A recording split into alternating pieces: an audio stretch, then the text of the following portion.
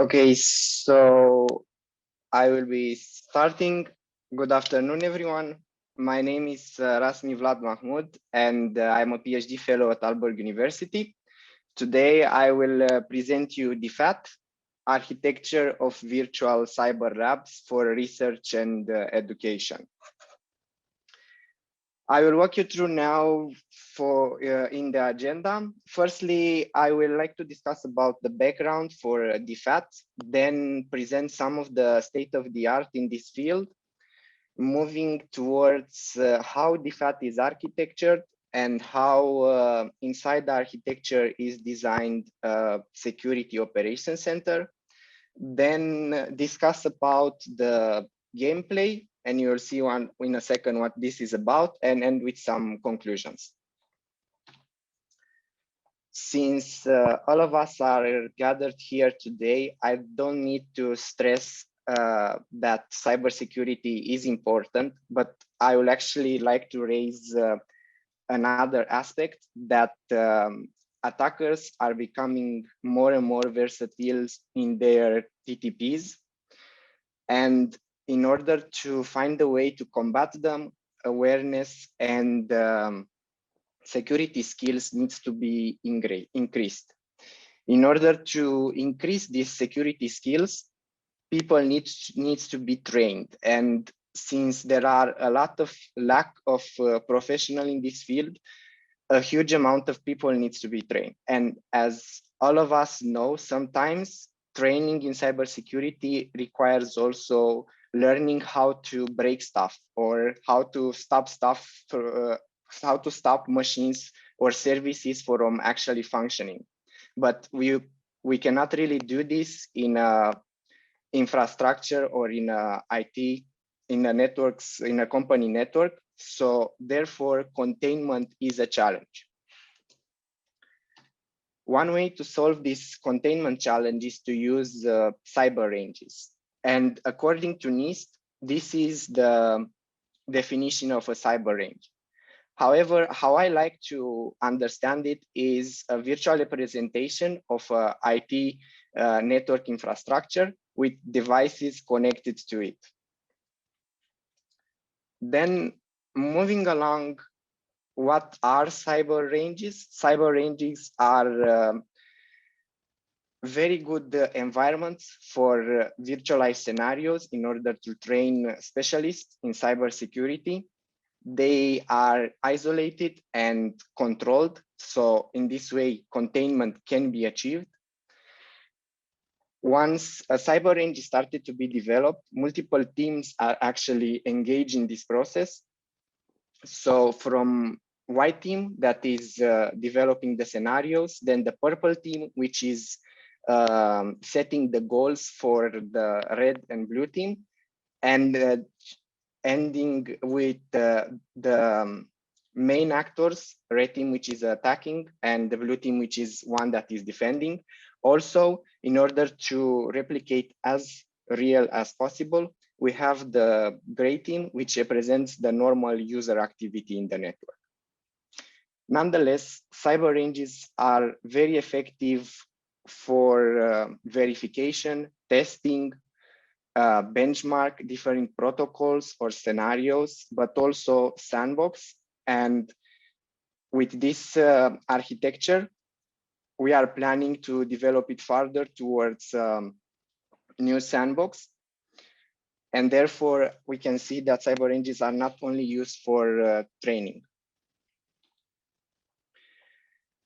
Something about the state of the art now, as I have seen, various actors are developing and constructing cyber ranges, from public sector to academia, from military and government to internet service provider. All of them uses and develop cyber ranges for different purposes. However, in some of the platforms that are already implemented, the nature of the educational training is still not detailed enough. So the learning curve of the participants is not exactly explained, and therefore it needs a little bit more grasp into this area. It was identified from the state of the art that monitoring comes as future direction for analysis, both as how what is happening in the platform and how the platform are performing. For instance, statistics of the user involved, how much activity is there, but also what is how you can monitor what is happening when an exercise is ongoing. Lastly, gamification represents the introduction of game aspects such as level, scoreboards, team formation in contexts that are not games. In this way, the retention of information is enhanced, the motivation of the player is increased, and also, as we know, cybersecurity is not a field that requires only technical skills. Interpersonal skills are very important in this field. Let's imagine for a second that we are in a position where we need to defend an ongoing attack over our organization. Imagine how much stress it's involved this type of situation. And also, we know that stress affects our decision making. The literature presents that repeatedly, once we are repeatedly trained in this type of scenarios, we learn to cope with stress and we manage to control it in order to not affect our decisions. This is the architecture of DefAtt. Let's concentrate now on the game engine box to the right. So you have an administrator, which is capable of starting a game that consists of different networks. And in those networks you can either have services that are presenting a vulnerability or services that are performing okay. The goal of the red team is to attack firstly and exploit a machine that has a vulnerability, while on the other hand, the goal of the blue team is to see what is happening and acknowledge what is happening in the network. The game engine role is to spawn the number of networks desired, the number, and attach the different devices inside of it. Then the players, either red or blue, are contacting the environment using a VPN. I have chosen for this implementation WireGuard, which focuses on encrypted tunnel. And then the all networking that you see over here, it's achieved with Open vSwitch, which is virtual switch designed for networking virtualization that can work with different types of hypervisor. As its main characteristic, it is performant, it is flexible, and also it can be programmatically controlled. By having multiple functions, the Open vSwitch is able also to tag the traffic and separate the networks into VLANs in order to recreate this virtualization of a network. Since there are needing also devices in the network, Docker and virtual machine are used. Docker is virtualization software that is able to package all the necessary items inside one container and then spawn that container in the desired network.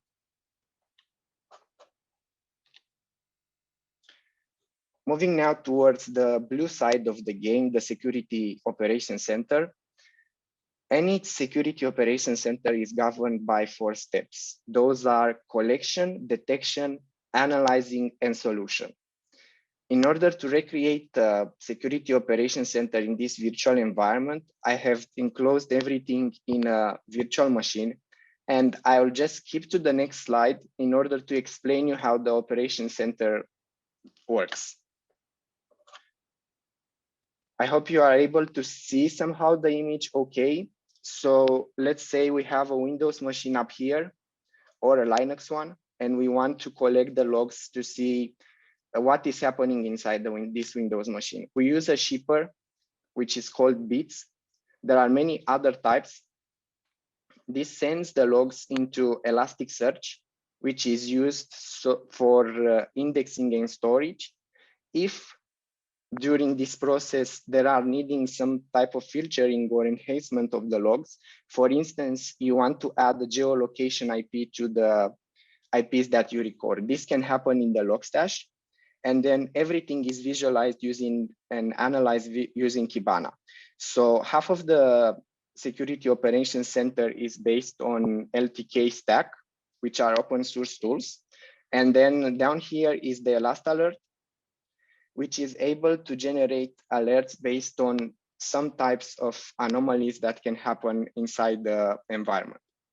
In order to finalize, we need also the Hive, which is an incident management platform that is capable of creating cases for the blue team to prioritize what they need to fix and how critical some of the events are.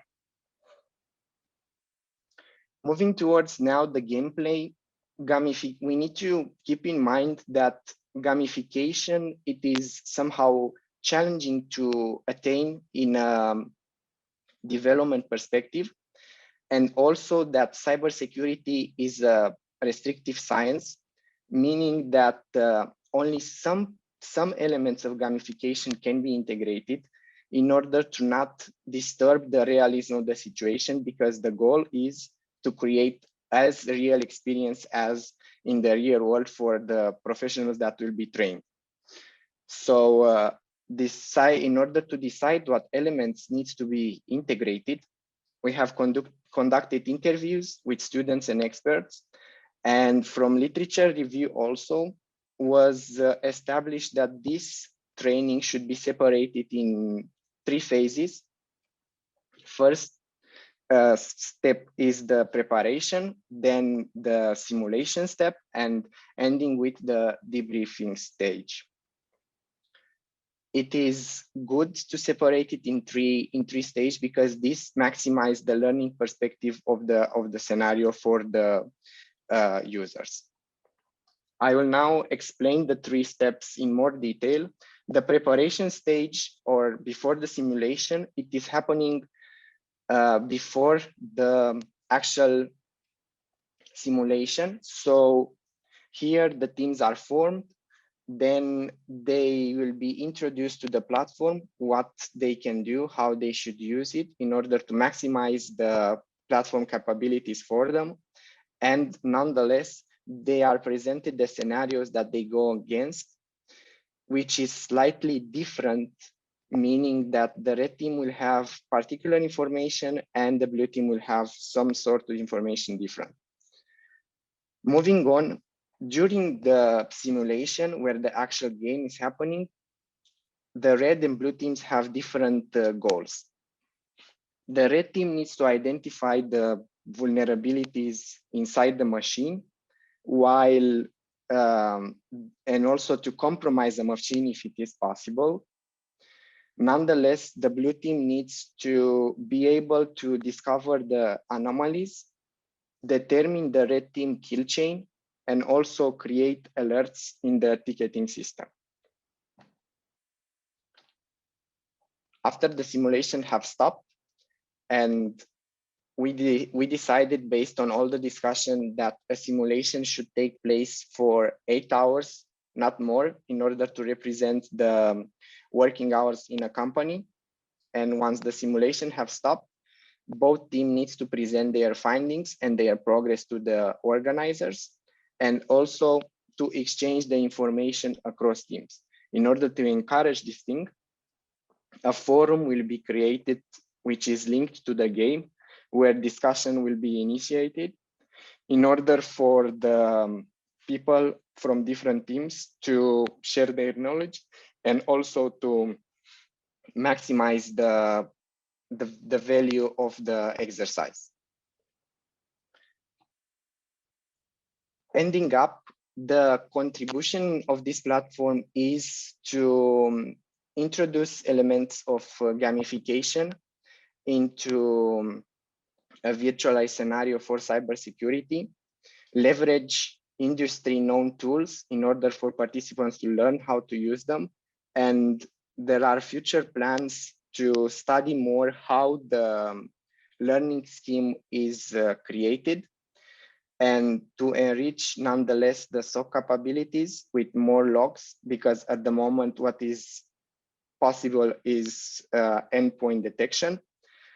And also to stress the platform with multiple users, and also to see how the components perform once the games are created simultaneously.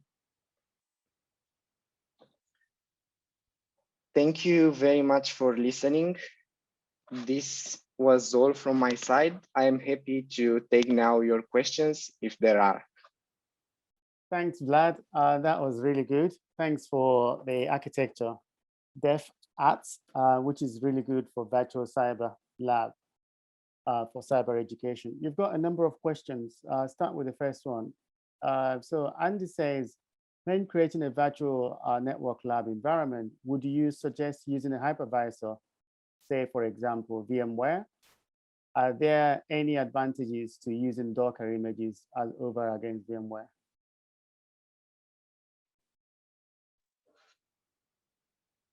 Yes, so there are, I will start with the end of the question first. There are some advantages to use Docker over VMware or VirtualBox or any hypervisor tool. Docker, the first advantage will be that Docker is much more lightweight and faster to create. So for instance, if there is necessary to start 10 or 100 new machines in this network, Docker will be a pretty more better choice to do this. However, it's still really dependent on what is the end goal and what needs to be achieved, because some of the system, so for instance, Windows cannot be put inside a Docker. So if you need to have to exploit a scenario, or you need a domain controller on an Active Directory, then you will need a virtual machine to install those things.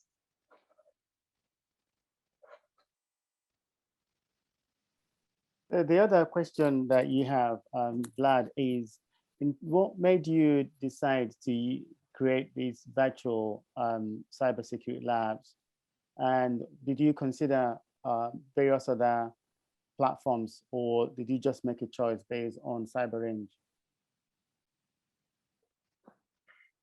So let me see if I got it correctly. If I consider other existing platforms to train cybersecurity, and if why I have chosen directly CyberRanges?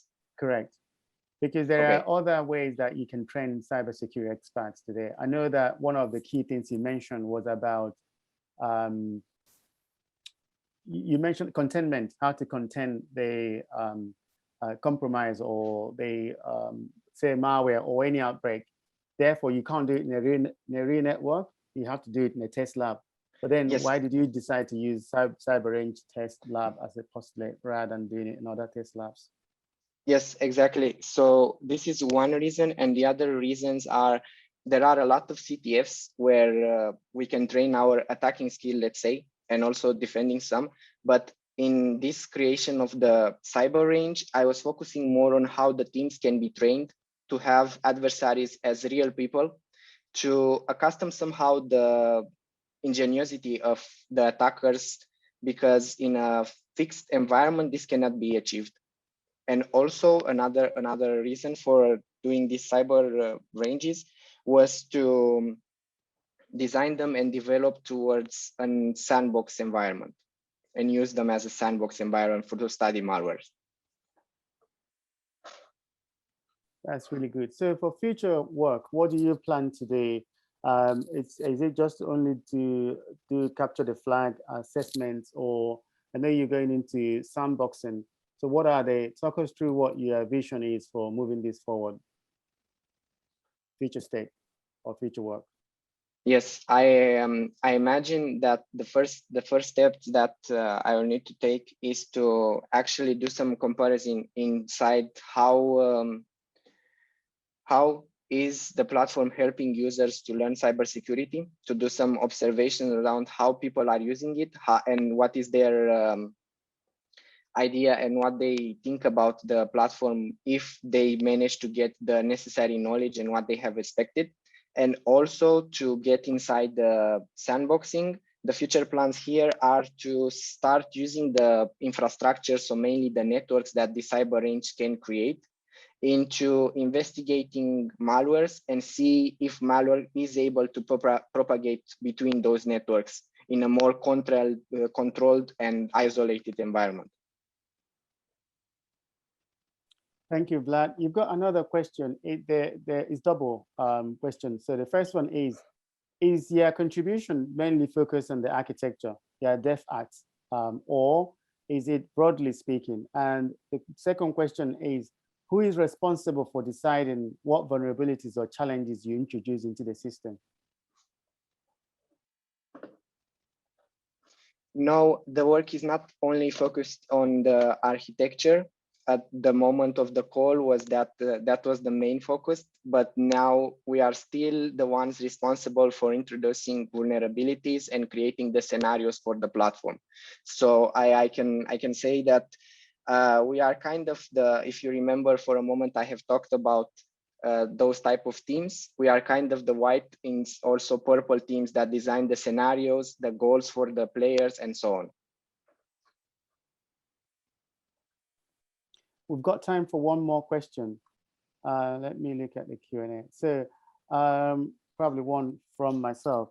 So in terms of the next challenge, since you're using this for training purposes, are you going to look at how the platform itself will provide and cater for needs of people with different expertise level? So there are people who are good in coding and who know how to capture the flag. And there are people with different backgrounds. Since this is geared towards user education, what are your plans in terms of catering for the needs of varied ability levels? Yes, that's very good and very right, Cyril. I am planning with these teams when we form them is the idea that the user will form the teams themselves, but is also to share the knowledge between them and to not form teams, to not be unleveled, the red team to be very good or the blue team to be very not prepared or aware of the tools, because then we cannot really study. So the plan is to this platform was designed for students or for security professionals which are starting their careers, have some knowledge in the background, but still want and need to learn new things to develop their skills. Good, thank you, Vlad. That's the much we can take today. Just to remind everyone that we still have one more session, which is the one I'm looking forward to, is our Irish experience. Since we cannot go to Ireland, so the team have put together an Irish experience, dance, quiz, and joke. I've been told by the team that also the quiz, whoever wins, there are surprise gifts for the first and the runner-up. So it's 5:30 UK time. So I'll be joining, and I hope that as many as you guys can join that session. Thank you, Vlad, and thank you, everyone, and see you guys at 5:30 today. Speak soon.